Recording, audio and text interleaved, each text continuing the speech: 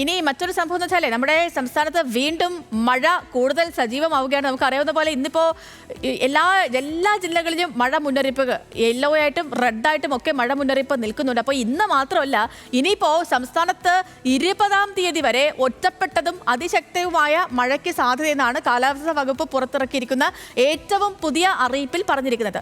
ഒറ്റപ്പെട്ട ഇടങ്ങളിൽ മണിക്കൂറിൽ 40 മുതൽ 50 കിലോമീറ്റർ വരെ വേഗത്തിൽ ശക്തമായ കാറ്റിനുള്ള സാധ്യത പറയുന്നുണ്ട്. ഇടുക്കി, എറണാകുളം, അതുപോലെ തൃശ്ശൂര്, കോഴിക്കോട്, വയനാട്, കണ്ണൂർ, കാസർഗോഡ് ജില്ലകളിലൊക്കെ ഇന്ന് ഓറഞ്ച് അലർട്ടാണ്. നാളെ കണ്ണൂരും കാസർഗോഡും ജില്ലകളിൽ ഓറഞ്ച് അലർട്ട് നൽകിയിട്ടുണ്ട്. അപ്പോൾ എല്ലാ ജില്ലകളിലും മഴ മുന്നറിയിപ്പ് നിൽക്കുന്ന ഈ ഒരു സവിശേഷ സാഹചര്യത്തിൽ മീര മനോഹരൻ നമുക്കൊപ്പം ചേരുന്നുണ്ട്. മീര, ഇപ്പോൾ മഴ അലേർട്ടുകൾ എല്ലായിടങ്ങളിലുമുണ്ട്.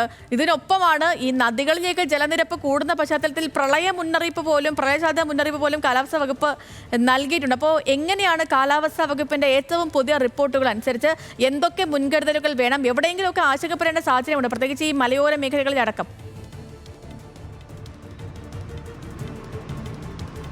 സേതുലക്ഷ്മി സൂചിപ്പിച്ചതുപോലെ തന്നെ ഒരു ഇടവേളയ്ക്ക് ശേഷം വീണ്ടും സംസ്ഥാനത്ത് മഴ ശക്തമാകുന്നു എന്നുള്ളത് തന്നെയാണ്. നേരത്തെ ഉണ്ടായിരുന്ന മഴ മുന്നറിയിപ്പിൽ തന്നെ മാറ്റമുണ്ട്. ഇന്നിപ്പോൾ പ്രധാനമായും 7 ജില്ലകളിൽ ഉൾപ്പെടെ ഓറഞ്ച് അലേർട്ട് പ്രഖ്യാപിച്ചു കഴിഞ്ഞു.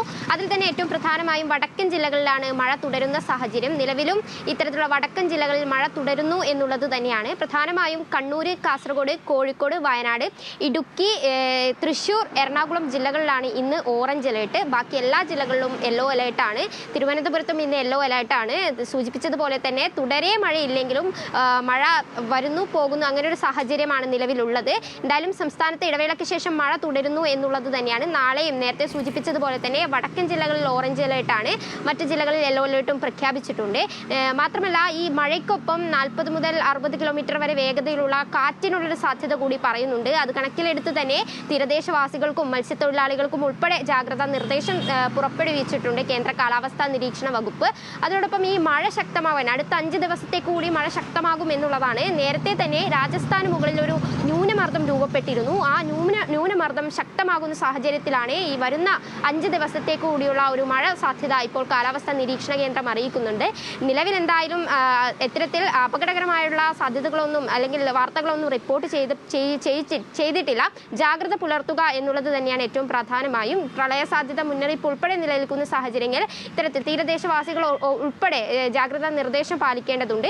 എന്തായാലും ഈ സംസ്ഥാനത്ത് വരുന്ന 5 ദിവസത്തേക്ക് കൂടി മഴ കനക്കും എന്നുള്ളതാണ് സേതുലക്ഷ്മി. ഓക്കെ മീര, ശരി. അപ്പോൾ വീണ്ടും സംസ്ഥാനത്ത് മഴ കനക്കുന്നുണ്ട്. വിവിധയിടങ്ങളിലെ മഴ സാഹചര്യം, മഴ മുന്നറിയിപ്പ്, കാലാവസ്ഥാ വകുപ്പിന്റെ ഏറ്റവും പുതിയ മഴ അറിയിപ്പുമായി ബന്ധപ്പെട്ടുള്ള വിവരങ്ങൾ പ്രേക്ഷകരിലേക്ക് എത്തിക്കുകയായിരുന്നു തിരുവനന്തപുരത്ത് നിന്ന് മീര മനോഹരൻ.